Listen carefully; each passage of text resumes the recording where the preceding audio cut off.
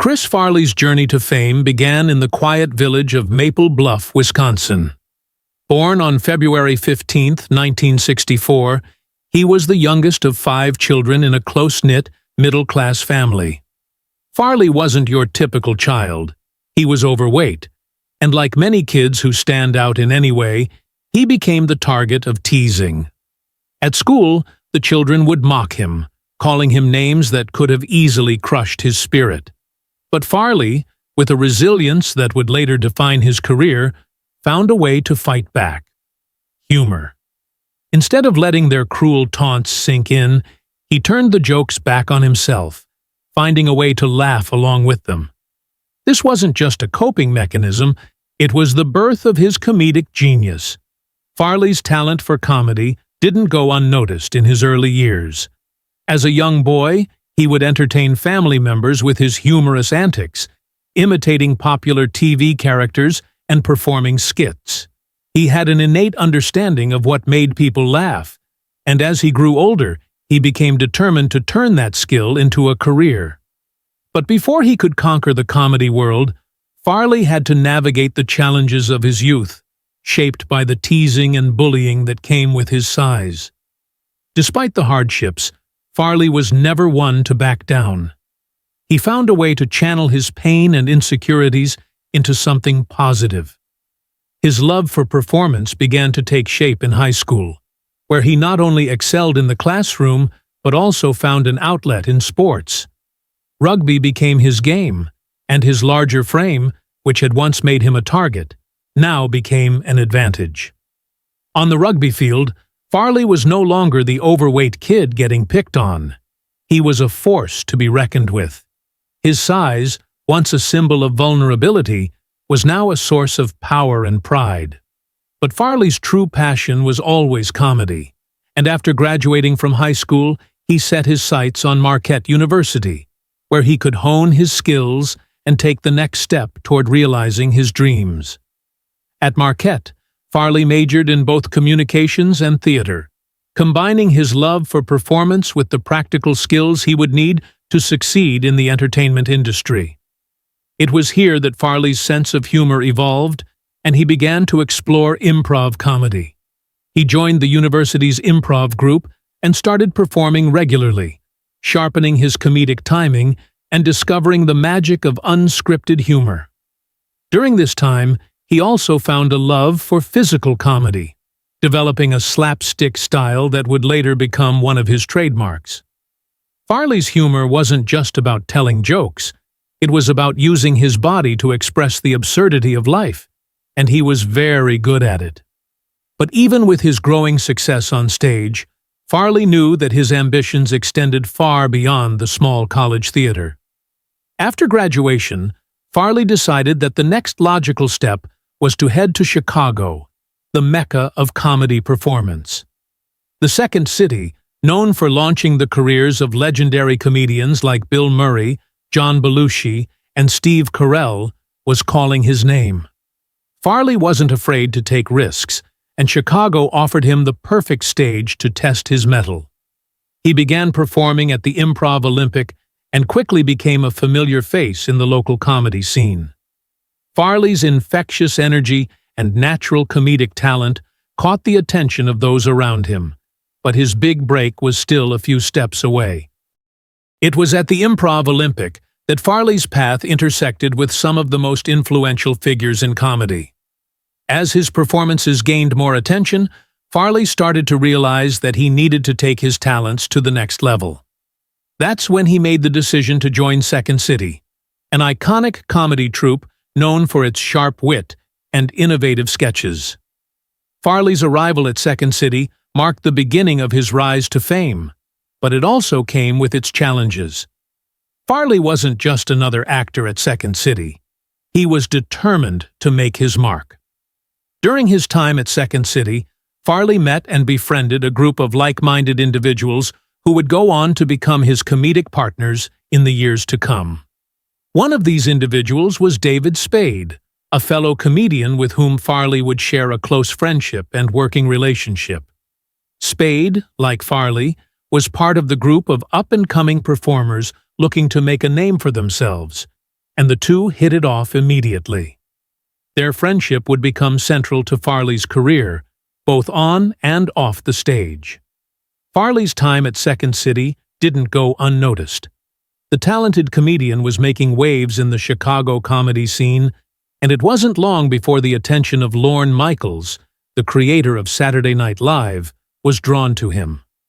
Michaels had a reputation for spotting raw comedic talent, and in 1990, he took notice of Farley's unique style. This was the break Farley had been waiting for. When Lorne Michaels called him up to audition for SNL, Farley knew his life was about to change forever. Soon after the audition, Farley found himself on a plane to New York City, where Saturday Night Live was filmed.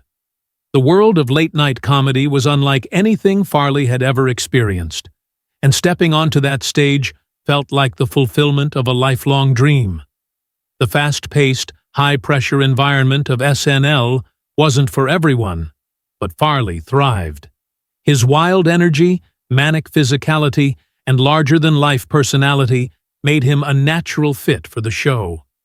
It didn't take long for Farley to carve out a niche for himself, and one of his most iconic characters, Matt Foley, was born.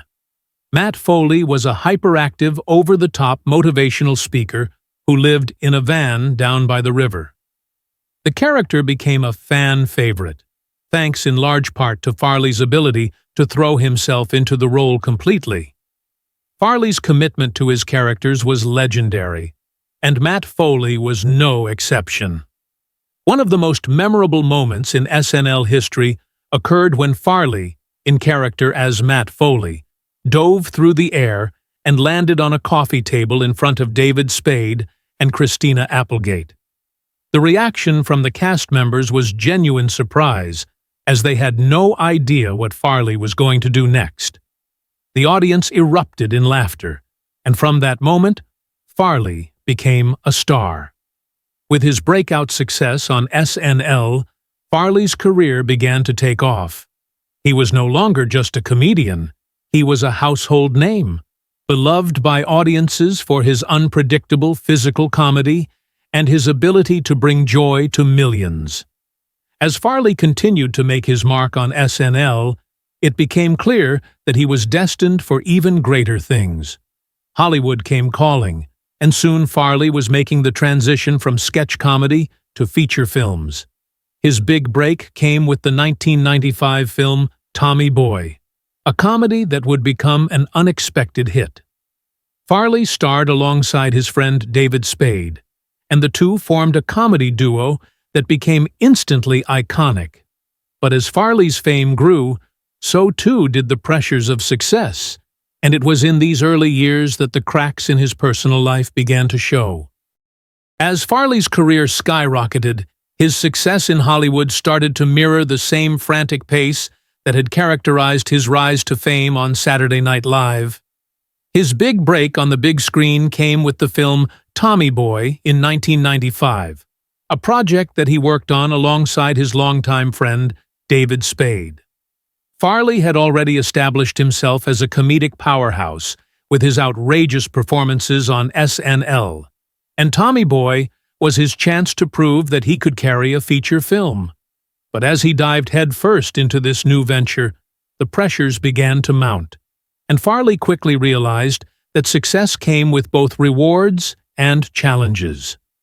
The filming of Tommy Boy was grueling, with Farley balancing the demands of shooting the movie while continuing his work on Saturday Night Live. The schedule was packed, and Farley, known for his tireless work ethic, was determined to give everything he had to the project. However, the long days and nights took their toll. On top of the physical strain of constant filming, Farley's emotional state was fragile. The weight of his responsibilities, combined with the demands of fame, started to weigh heavily on him. Farley, who had struggled with his weight for much of his life, had worked hard to maintain a healthier lifestyle. But the stress of his new workload began to take a toll on his mental and physical health. Despite his struggles, Farley's energy on set was contagious. He poured himself into the role, and his undeniable chemistry with David Spade made their partnership one of the most memorable in comedy history. The duo's comedic timing and ability to play off one another were a key factor in the success of Tommy Boy. But Farley, ever the perfectionist, was not content to simply ride on the success of the film. He was driven to push the boundaries of what he could do, and this often meant going beyond what was physically safe. Farley was known for performing his own stunts, and Tommy Boy was no exception. One of the most iconic scenes in the movie involved Farley's character, Tommy, face-planting into a table during a wild slapstick moment.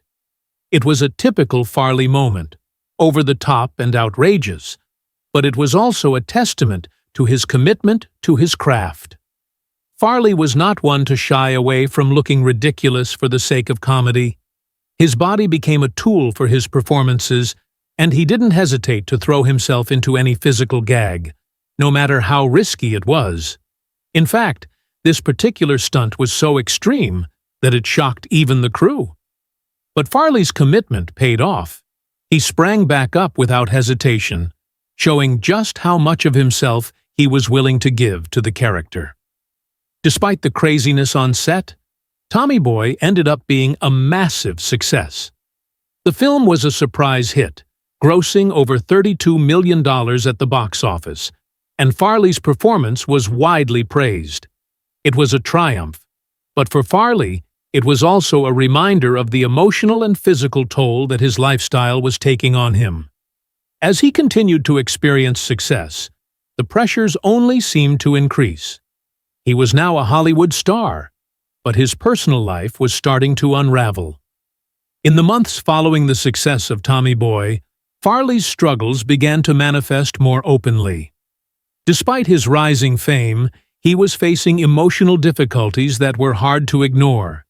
His constant party lifestyle, a fixture in the comedy world, was catching up with him. Farley was known for his wild behavior off-set, which often included late-night drinking and partying with friends. This reckless behavior became a source of tension among those closest to him, particularly his relationship with David Spade. The two comedians had built a strong friendship over the years, but the pressures of their careers were beginning to drive a wedge between them. One of the most memorable incidents occurred while they were filming Tommy Boy in Toronto. Farley, feeling left out after Spade went out with actor Rob Lowe, had an emotional outburst. Farley's reaction was extreme. He stormed over to Spade, who was sitting on the ground eating a sandwich, and stomped on his hand. The incident escalated into a physical confrontation, and the two men ended up in a full-blown brawl. Spade found himself at the bottom of a flight of stairs, but true to their friendship, the fight didn't last long.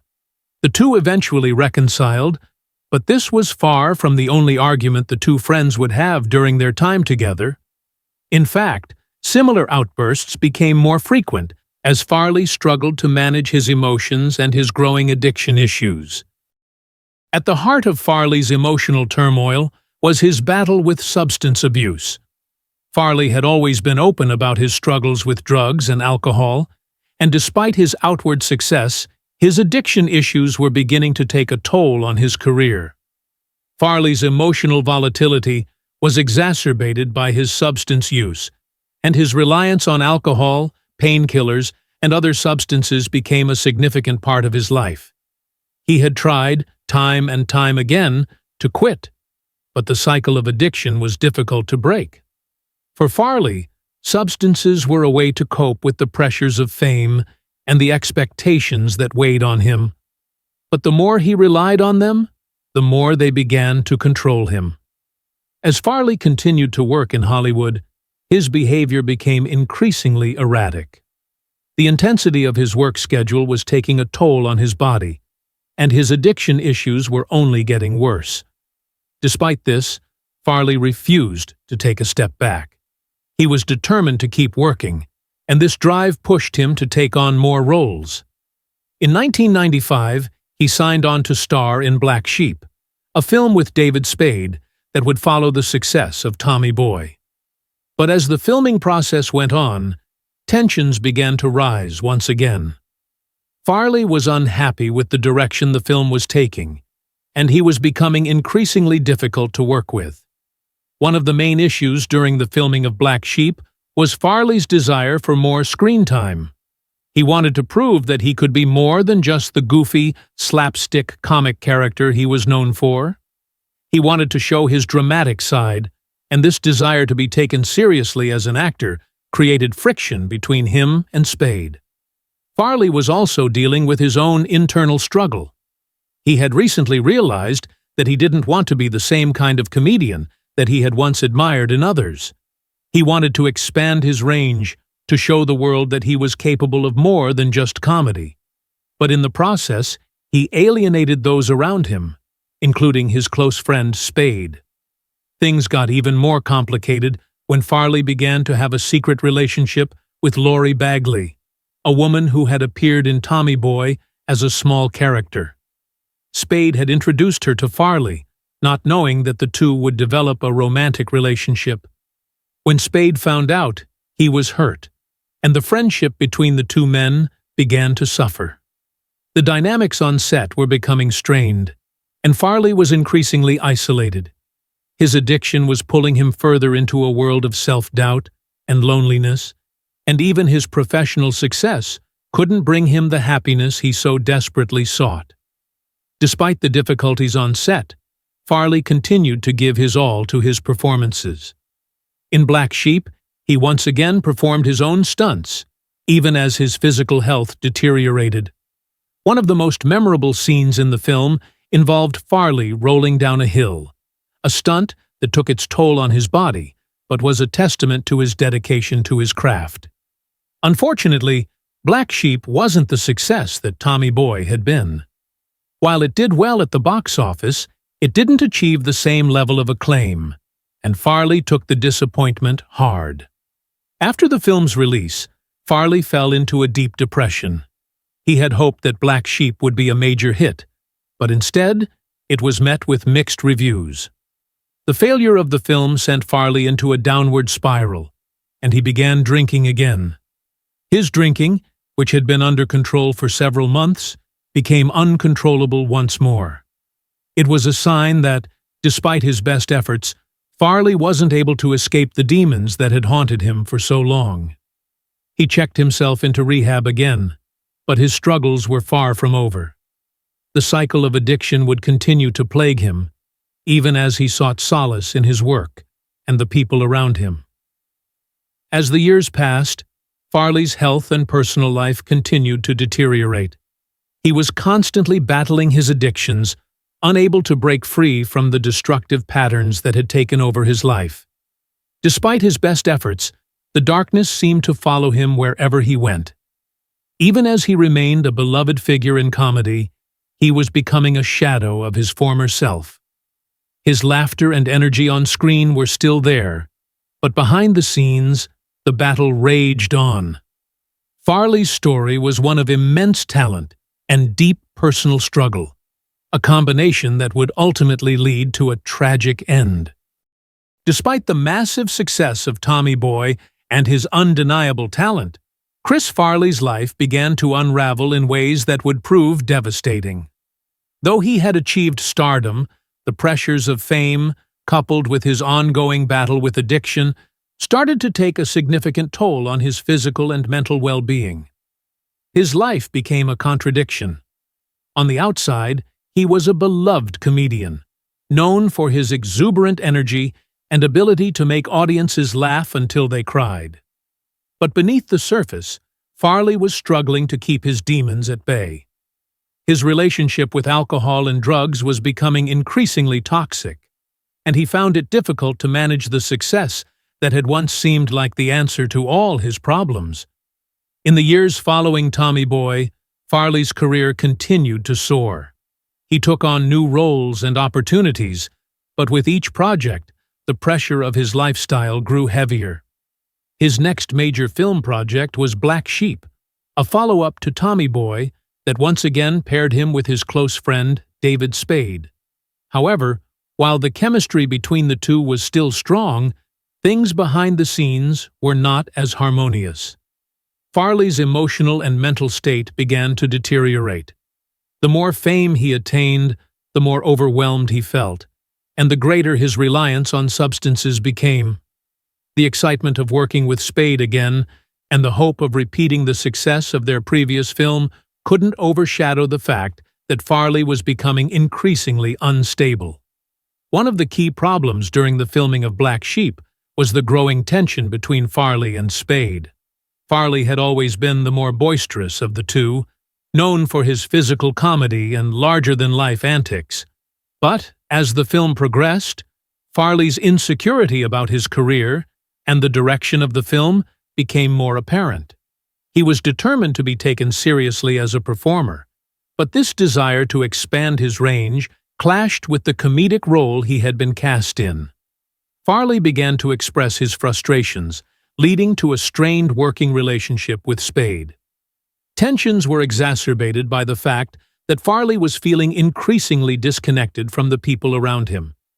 His desire to show off his dramatic chops began to make him feel isolated, and this sense of alienation only pushed him deeper into his addiction. Farley's personal life was also in turmoil. A significant part of the tension during the filming of Black Sheep came from the fact that Farley was hiding a secret relationship with Lori Bagley, a woman who had appeared in Tommy Boy as a small character. Spade had introduced Bagley to Farley, not knowing that the two would become romantically involved. When Spade found out, it caused a rift in their friendship, adding another layer of strain to the already difficult filming process. Farley's relationship with Bagley, which he kept secret for a time, was a reflection of his inability to truly connect with others in a meaningful way. His relationship with Spade had become strained, and now even his romantic relationships seemed to be built on a foundation of secrecy and deceit. Farley's personal and professional frustrations came to a head during the filming of Black Sheep, and he started to exhibit more erratic behavior. At one point, Farley even suggested that Spade take a step back from the film so that Farley could have more screen time, hoping that his more dramatic scenes would showcase his talents in a new light. It was clear that Farley was not content simply being the goofy comic relief anymore. He wanted to prove that he could do more than just slapstick humor. However, this new desire for more serious roles came at the cost of his friendship with Spade, and it only added to the pressure Farley was already feeling. Despite all of the tension and turmoil, Farley continued to give his all to his performances. His dedication to his craft was unquestionable, and even though he struggled with personal issues, he never took his commitment to his work lightly. He continued to perform his own stunts, pushing himself physically in ways that were starting to take a toll on his body. In one of the more memorable scenes in Black Sheep, Farley is seen rolling down a hill, a stunt that was as painful as it was funny. Farley didn't use a stunt double for this scene, just as he hadn't used one for many of his other stunts. He was determined to keep up the physicality that had defined his comedy. But as the filming went on, it became increasingly clear that his body was not able to keep up with the demands of his physical style. His energy was waning, and it was becoming harder for him to maintain the high level of performance that his career demanded. When Black Sheep was finally released, it didn't have the same success that Tommy Boy had enjoyed. While the film did well at the box office, it was met with mixed reviews, and Farley took the criticism to heart. The failure of Black Sheep was a blow to Farley, and he couldn't shake the feeling that he had let down not only himself, but also his fans and his friends. It was this failure, combined with the ongoing struggles in his personal life, that sent him into a downward spiral. After the film's premiere, Farley turned to alcohol to cope with his emotions, breaking the sobriety that he had maintained for several months. This return to drinking was the beginning of a relapse into substance abuse that would haunt him for the rest of his life. Farley's return to drinking marked a turning point in his life. It wasn't just a temporary lapse. It was the beginning of a cycle that would repeat itself time and time again. After a few months of sobriety, Farley would relapse, fall back into old habits, and then check himself into rehab in an attempt to get clean again. This cycle continued for years, and despite his efforts, Farley's addiction issues never fully went away. His weight and substance abuse problems were inextricably linked, and each time he tried to get clean, the underlying issues remained unresolved. For Farley, his fear of not being funny, of not living up to the comedic standard he had set for himself, was a constant source of anxiety.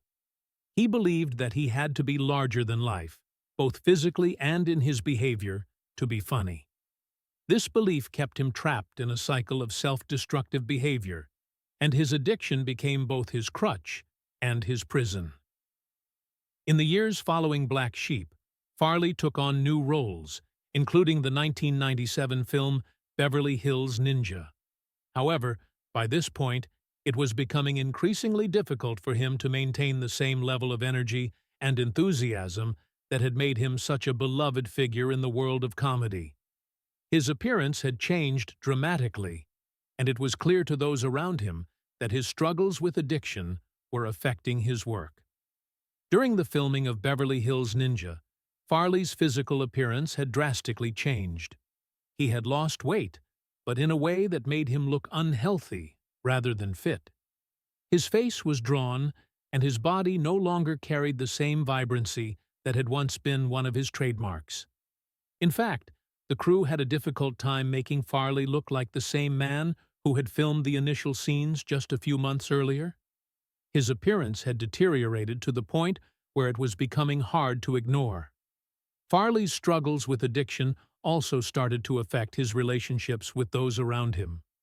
While filming Beverly Hills Ninja, he had once again asked his good friend Chris Rock to appear in the film, showing his desire to maintain connections with the people who had been part of his comedy journey. However, by this time, Farley's behavior had become increasingly erratic, and even his closest friends were beginning to worry about him.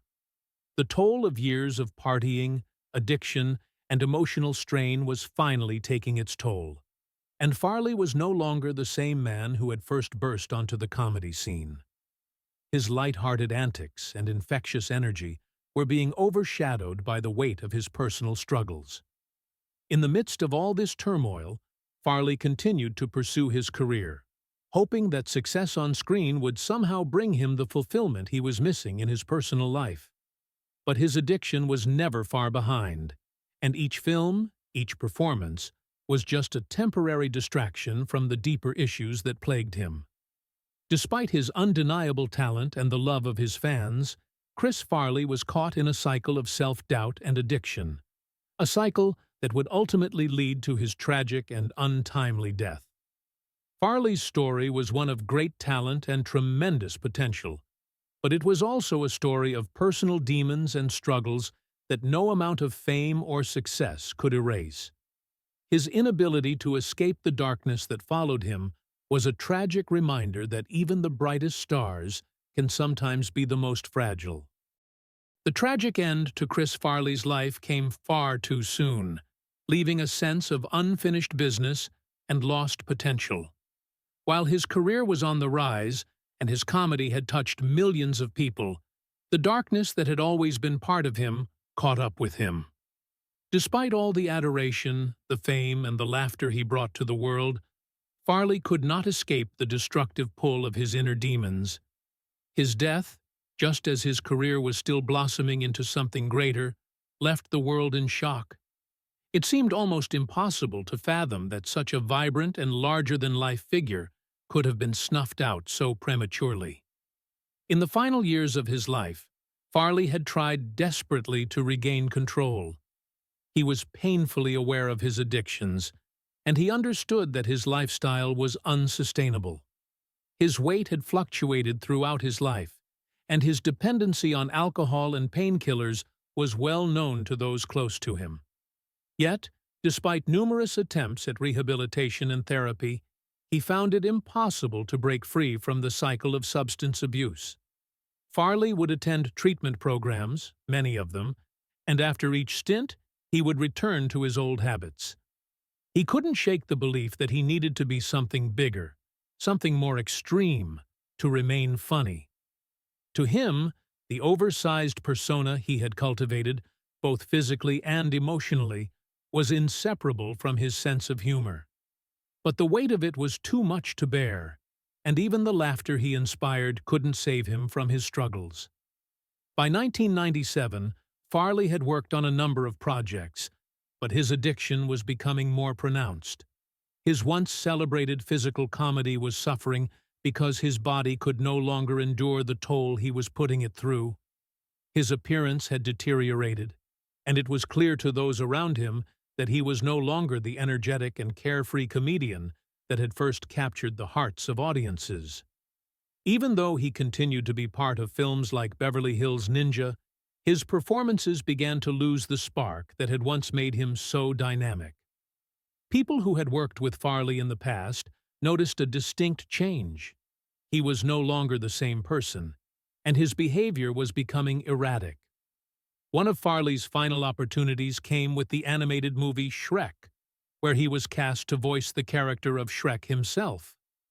Farley was excited about the role. It seemed like a dream opportunity, the kind of project that could have marked the beginning of an entirely new chapter in his career. But, as his addiction spiraled out of control, the producers of the film began to worry. They knew about Farley's struggles with substance abuse, and they were concerned that his unpredictable behavior would interfere with the production. To ensure Farley stayed on track, they even hired someone to follow him, monitoring his every move to make sure he didn't relapse during the filming process. Unfortunately, Farley's struggle proved stronger than anyone could have anticipated, and, tragically, he passed away before he could finish recording his lines for Shrek.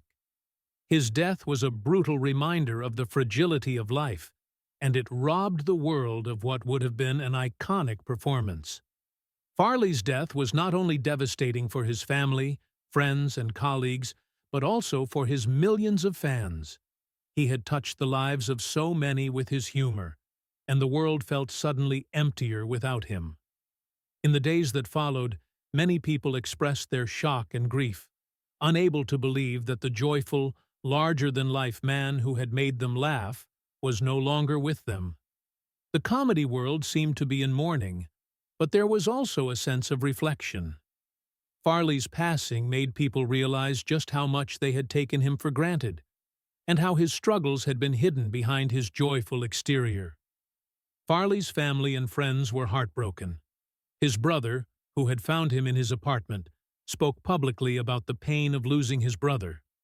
Farley's friends, including some of his closest colleagues from Saturday Night Live, shared their grief and expressed their admiration for him as both a performer and a person. Among the many who attended his funeral were comedians like Adam Sandler, Chris Rock, and Phil Hartman, all of whom had worked with Farley during his time on SNL. However, one notable absence was his longtime friend, David Spade, whose absence led to speculation about a possible falling out. Later, Spade would explain that it was simply too painful for him to attend the funeral. The bond they had shared had been strained at times, but it was clear that Spade felt the loss deeply. Many people began to notice the striking similarities between Farley's life and that of his idol, John Belushi. Both men had become stars on Saturday Night Live. Both were known for their larger-than-life personalities, and both struggled with addiction. Their paths had seemed to run in parallel, and tragically, their fates did as well. Belushi had died of a drug overdose at a young age, and Farley's death was eerily similar. Both men had been surrounded by people who loved them, and both had been part of the same wild world of comedy. Farley, in many ways, had tried to emulate Belushi. He idolized the late comedian and believed that drug use had made him funnier, and this misguided belief led Farley down the same destructive path. Farley had acknowledged this influence in his life, but he hadn't been able to escape it, and in the end, it was his undoing. The similarities between Farley and Belushi were so pronounced that even Belushi's close friend, Bill Murray, spoke out about how deeply he disliked Farley, though the dislike wasn't rooted in personal animosity. Murray's feelings were more about the uncomfortable resemblance between the two comedians. Murray, who had been close to Belushi during his life, saw too much of his late friend in Farley. It was a difficult truth for him to reconcile, and it made him uncomfortable to witness Farley following in Belushi's footsteps. It was a dark shadow that loomed over Farley's career, and no matter how hard he tried to avoid it, he was always haunted by the ghost of Belushi. Despite the deep pain that accompanied his passing, Farley's legacy continued to live on after his death. His work, both on Saturday Night Live and in his films, remains a part of the cultural landscape. Farley's energy, humor, and charisma have made him a lasting figure in the world of comedy. His characters, such as Matt Foley and the wild physical humor he brought to the screen, continue to inspire new generations of comedians. His influence is felt not only through the direct impact he had on his colleagues, but also through the way his comedy resonated with audiences. Farley's ability to bring joy and laughter to people was unparalleled, and though his life was tragically short, his work remains a testament to his talent. The legacy that Farley left behind is not just one of humor and laughter, but also a powerful reminder of the dangers of addiction. His story is both a cautionary tale and a tribute to his talent. It shows the heartbreaking truth that even the brightest stars can burn out too quickly, and that no amount of success or fame can shield someone from the personal battles they face. Chris Farley's death was a loss to the world, but his impact on comedy and the people who loved him continues to be felt to this day. In the end, Chris Farley's life was a reflection of the complexities of fame and the fragility of the human spirit. He was a man who gave everything to his craft, but in doing so, he also lost a part of himself. His story is both tragic and inspiring, a story of a man who struggled with his demons but never stopped making people laugh. Farley's death may have been the end of his journey, but his legacy, much like his spirit, will never truly fade. His laughter still echoes in the hearts of those who remember him, and his place in comedy history is secure.